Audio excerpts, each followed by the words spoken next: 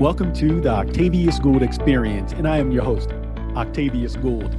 I am leveraging 25 years of leadership and entrepreneurship experience. The objective of my podcast is to give my business professionals out there some nuggets that will help develop your business acumen, as well as help you avoid the mistakes that typical entrepreneurs make in their business career. Today, I'm excited to bring to you episode number 4, titled Avoiding the Pitfalls of Entrepreneurship. In episode 3, I discuss the 10 most prevalent reasons why entrepreneurs fail. Today, I'll communicate in more detail 6 ways to avoid the entrepreneurial pitfalls. Let's start with number 1. You must become a subject matter expert.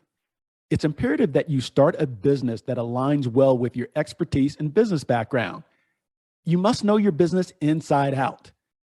You can do that by perusing everything related to your industry, books, trade shows, research reports, and more. Also, take the time to develop relationships with your customers and suppliers. It's an opportunity for you to pick their brain to ascertain their pains, what keeps them up at night, as well as their current reality.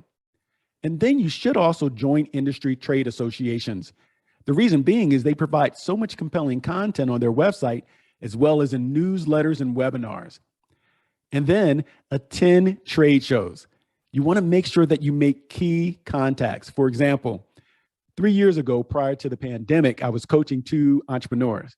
I communicated to both the importance of attending trade shows and developing relationships and then maintaining those relationships thereafter. One didn't listen to me. 4 months after I stopped coaching them, their business went under. Now, I'm quite sure there were more reasons than them not listening to me. But the other one did. They were a sponge. They listened to everything that I communicated and did even more. They went to trade shows on a regular basis and they developed relationships.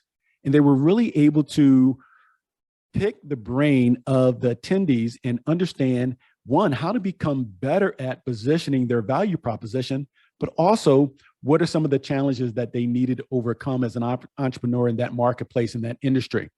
So become a sponge, learn everything that you can about your industry and know your business. You got to practice your craft. Number 2, it's important to develop a sound business plan. There's a quote, an entrepreneur without a business plan is like a bird without wings. A business plan is the pathway to your success. It must be well written, strategic, and tactical.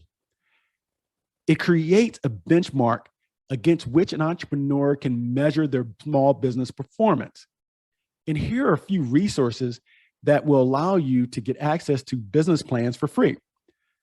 Docracy, Score, B-Plan templates, Later Blog, and last but not least, the SBA, the Small Business Association.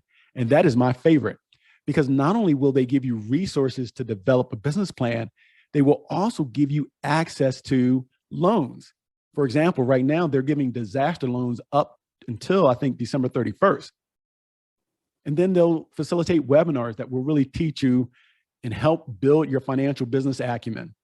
So definitely go to sba.gov and tap into that free resource that's very valuable. Number 3, you must manage financial resources. Financial failure is one of the most typical reasons why entrepreneurs fail. The best defense against financial failure is to develop your financial business acumen. It's going to allow you to make better business decisions. You also want to keep your finger on the pulse of your business and your personal financial health. And don't mix the two. Set up a business account. That's critical, mission critical. Another thing you want to do is to estimate how much capital you need upfront to start your business.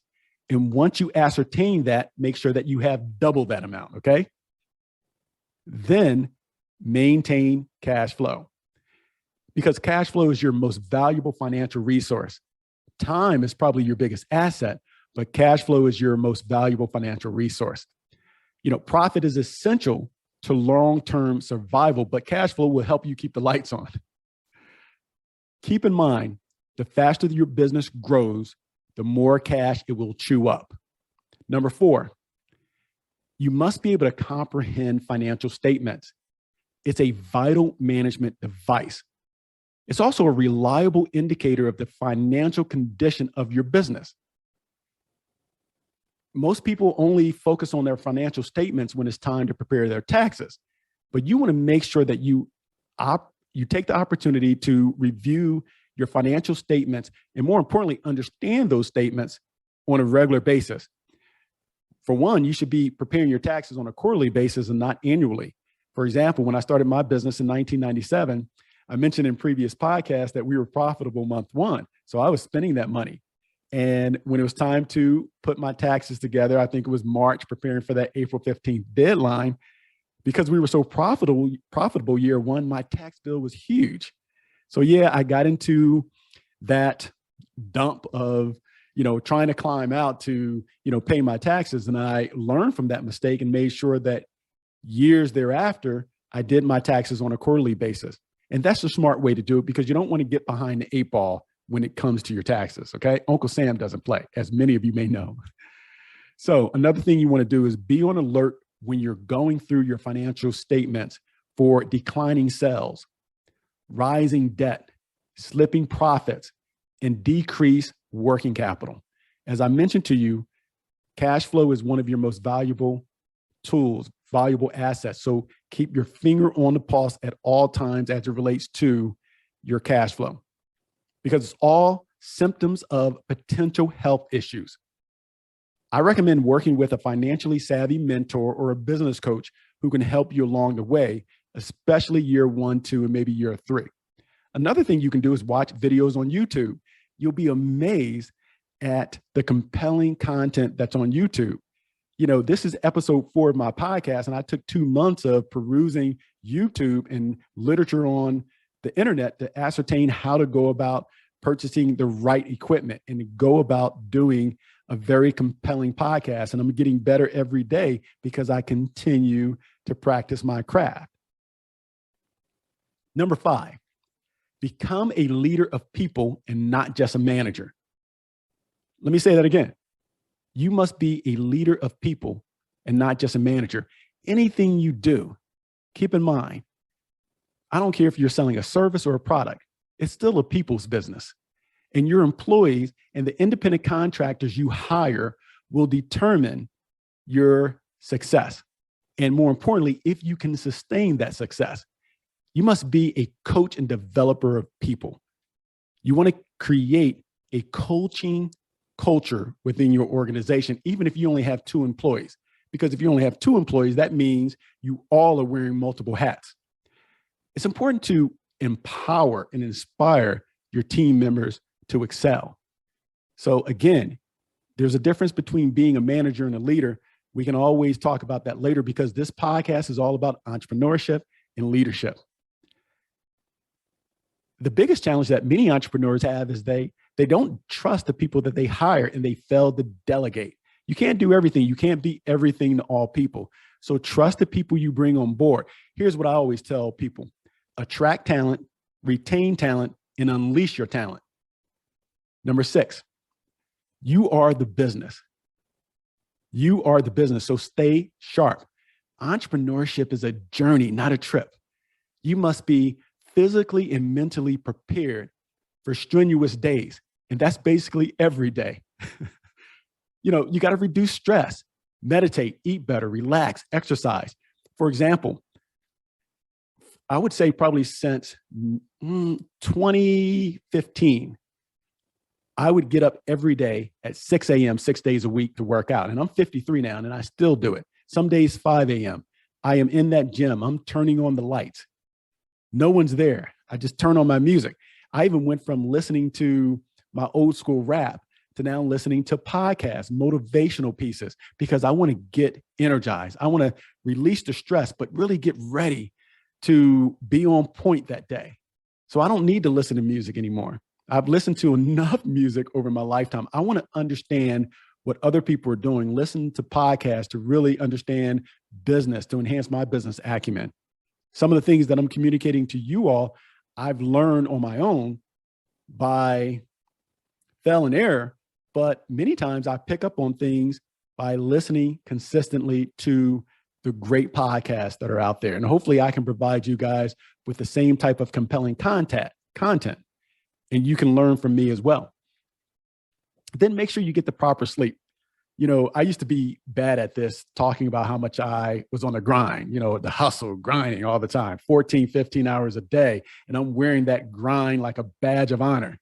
No, even though I only need 5 hours of sleep because I'm conditioned to work long, strenuous hours because I work out every day.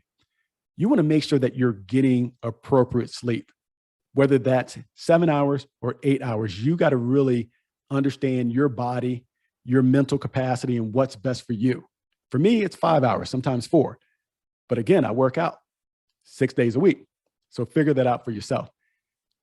Here's another story that's interesting. I was consulting a scientific technology company in the soccer industry. And the solution that they provided for athletes was testing, performance testing. So they would test your speed, power, and agility. They had already raised maybe $500,000, and now they were going to raise even more. I think they were looking to raise $3 to $4 million.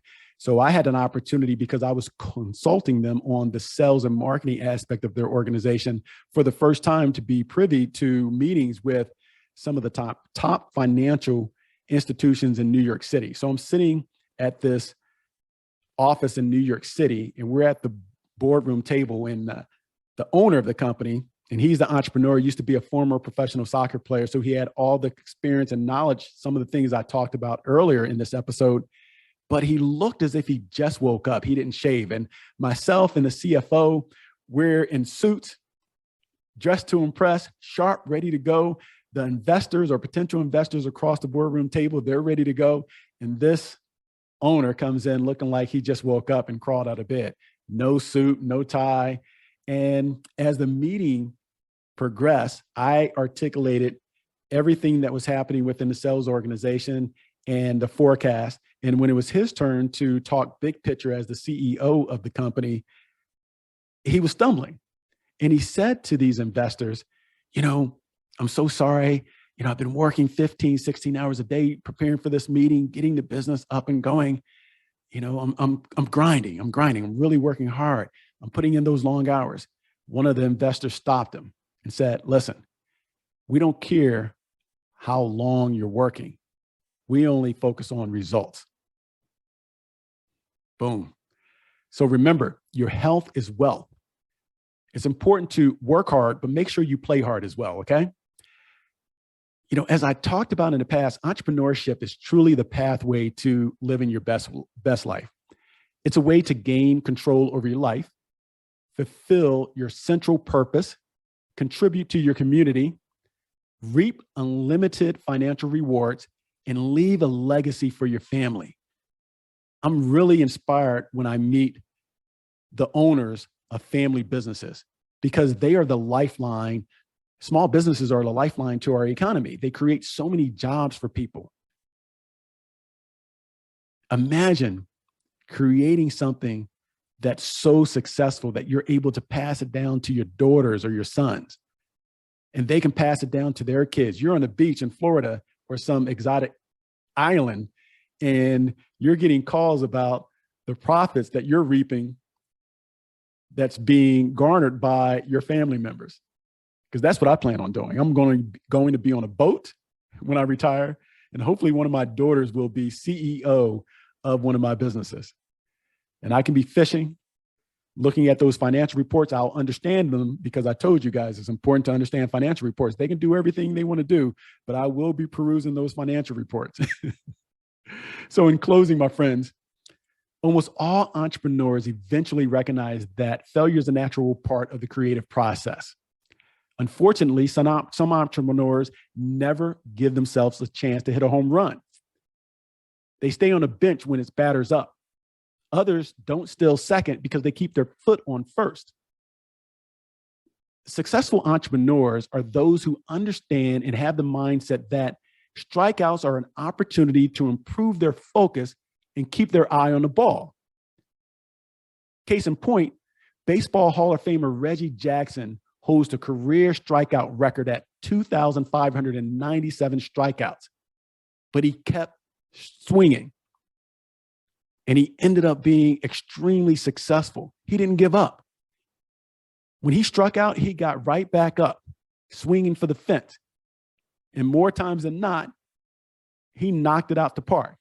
And that's the mindset, the mentality that you must have as an entrepreneur. It's important that you maintain a level of positivity. As you know, I call it PMA, positive mental attitude. When you fall down, you got to get back up. But more importantly, you got to prepare yourself so that when you fall forward. So if you're a business owner or an aspiring entrepreneur who covets compelling content on entrepreneurship or leadership, please hit like and subscribe to my podcast now so you can be alerted to future episodes. Thank you so much. I'll talk to you on the next episode. Carpe diem.